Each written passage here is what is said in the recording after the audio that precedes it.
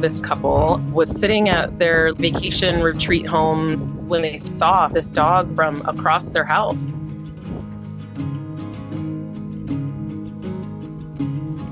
This was 3 weeks post the storm.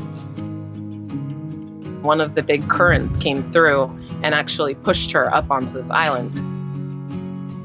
They started posting on Facebook and asking if anybody could please help come and trap this dog.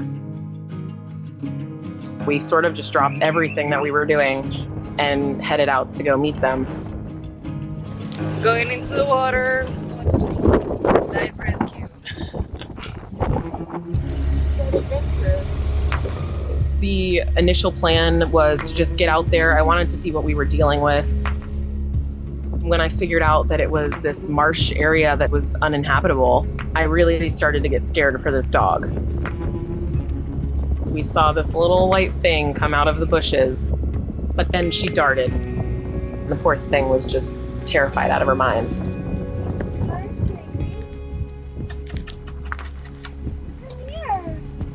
She wasn't even coming to the food pile. So I immediately was like, okay, we're gonna have to try the trap.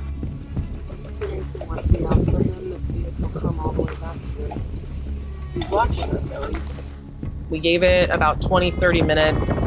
We saw her go back to where the trap was. And then all of a sudden we see her poke her head out of the bushes again, not in the trap. So I'm like, okay, she's very smart and she is not going in this trap. I told them to just leave me. Let me go by myself and let me just see what happens. I literally just got down on all fours. We just sat there and I just talked with her.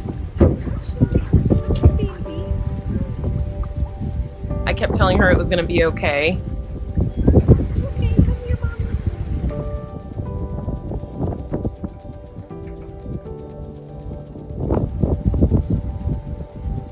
It seemed like hours that I was doing this. And I think at some point it just broke a barrier. And she felt confident enough to come up to my hand. And she started eating some of the kibble from my hand. And she still retreated a few times. And then on the last time, I was like, okay, it's make or break time. I have to either just go for it or we're gonna lose her. She came up close to me. She let me pat her head. So I scruffed her and I just pulled her into me and I ran out of the bushes and I was like, I have her.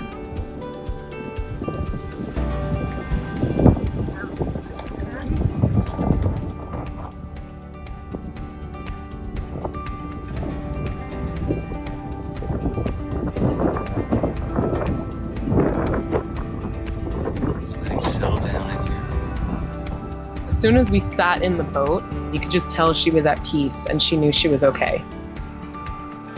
Oh, we got one more ship here. I just held her the entire boat ride.